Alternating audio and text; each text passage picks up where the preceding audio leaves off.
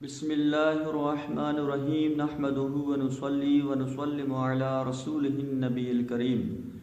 اما بعد فاعوذ باللہ من الشیطان الرجیم بسم اللہ الرحمن الرحیم فاسألوا اہل ذکر ان کنتم لا تعلمون۔ نماز کی شرائط کے متعلق ہم گفتگو کر رہے تھے کہ نماز کی 6 شرائط ہیں، جن میں سے 3 شرائط کو ہم نے مختصراً بیان کر دیا ہے، اور آج نماز کی جو آخری 3 شرائط ہیں یعنی وقت، نیت اور تکبیر تحریمہ،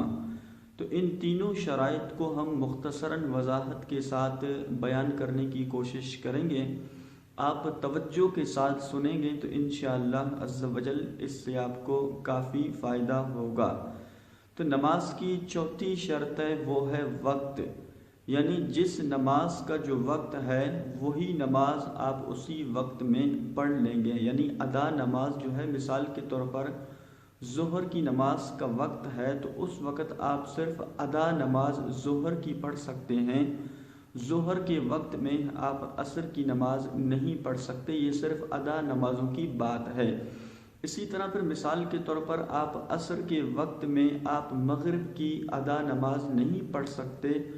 جب تک جس نماز کا وقت داخل نہ ہو آپ اسی نماز کو نہیں پڑھ سکتے۔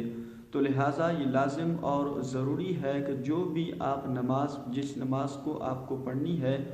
تو اس نماز کا وقت کا ہونا یہ لازم اور ضروری ہے۔ البتہ قضا نمازیں، مثال کے طور پر آپ عصر کی قضا نماز آپ ظہر کے وقت میں پڑھ سکتے ہیں، اسی طرح مغرب کی قضا نماز جو ہے وہ آپ عصر کے وقت میں بھی پڑھ سکتے ہیں، لیکن جو ادا نماز ہے اس کے لیے اس کا وقت کا ہونا یہ لازم اور ضروری ہے۔ اسی طرح پھر نماز کی 5ویں شرط ہے وہ ہے نیت، یعنی نیت جو ہے وہ دل کے پکے ارادے کو کہتے ہیں۔ جو بھی نماز آپ کو پڑھنی ہے تو اس کی نیت جو ہے وہ آپ کے دل میں لازمی طور پر ہونی چاہیے۔ زبان سے نیت کہہ لینا یہ لازم اور ضروری نہیں ہے، البتہ مستحب یعنی ثواب بہتر اسی میں ہے کہ آپ زبان سے بھی نیت کر لیں۔ اگر دل کے اندر آپ کی نیت موجود ہے لیکن زبان سے کچھ اور نکلا تب بھی اس میں کوئی حرج نہیں ہے۔ مثال کے طور پر آپ ظہر کی نماز کو پڑھ رہے تھے تو اب زبان سے ظہر کے بجائے عصر نکل گیا، تب بھی اس صورت میں آپ کی نماز ہو جاتی ہے۔ تو اس حوالے سے بعض لوگ پوچھتے رہتے ہیں کہ میں ظہر کی نماز پڑھ رہا تھا تو وہاں پر ظہر کے بجائے میری زبان سے فجر نکل گیا یا عصر نکل گیا، تو اس صورت میں میری نماز کا کیا حکم ہے؟ لیکن نیت جو ہے وہ دل کے پکے ارادے کو کہتے ہیں۔ اگر زبان سے کچھ اور نماز کا وقت نکل گیا تب بھی اس صورت میں آپ کی نماز ہو جاتی ہے۔ اسی طرح پھر اگر آپ جماعت کے ساتھ نماز پڑھ رہے ہیں تو پھر وہاں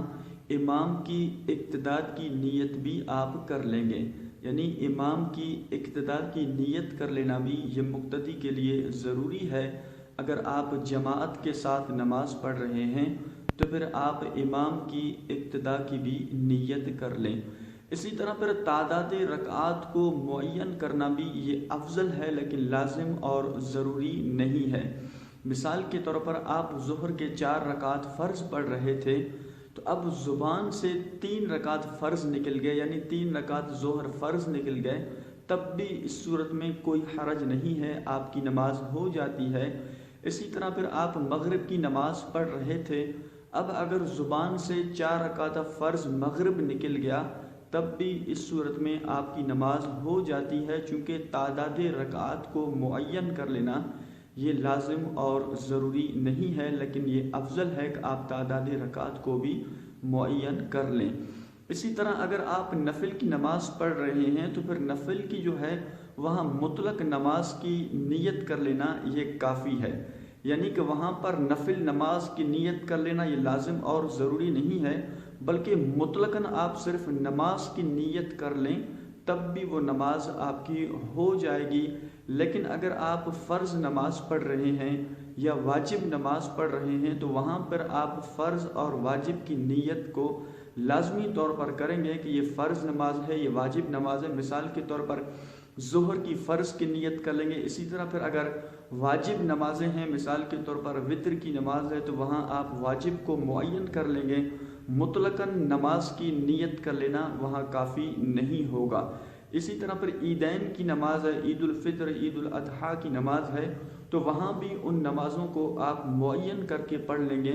مطلق یعنی صرف نماز کی نیت کر لینا یہ کافی نہیں ہے۔ اسی طرح پر جو نماز کی چھٹی شرط ہے وہ ہے تکبیر تحریمہ۔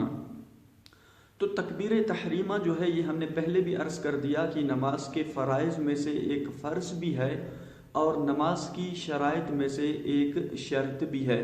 تو نماز کی چھٹی شرط ہے وہ ہے تکبیر تحریمہ، یعنی نماز شروع کرنے کے لیے جو نیت کہی جاتی ہے، تکبیر نیت کے بعد جو تکبیر کہی جاتی ہے اللہ اکبر،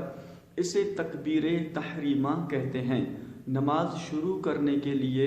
نیت کے بعد جو تکبیر یعنی اللہ اکبر ہم کہتے ہیں، اسے تکبیر تحریمہ کہتے ہیں۔ تو یہ نماز کے فرائض میں سے ایک فرض بھی ہے اور نماز کی شرائط میں سے ایک شرط بھی ہے۔ تو اگر آپ تکبیر تحریمہ یعنی لفظ اللہ اکبر نہیں کہیں گے تو اس صورت میں آپ کی نماز شروع ہی نہیں ہوگی۔ تو بعض لوگوں کے صرف ہونٹ ہل جاتے ہیں، یعنی دونوں ہاتھوں کو بلند کرتے ہیں، اوپر کرتے ہیں، لیکن لفظ اللہ اکبر زبان سے ادائیگی نہیں کرتے، تو اس صورت میں ان کی نماز نہیں ہوگی۔ اس لیے جب تک آپ اتنی آواز کے ساتھ لفظ اللہ اکبر کی ادائیگی نہیں کریں گے کہ کم از کم آپ کے اپنے کان خود سن سکیں،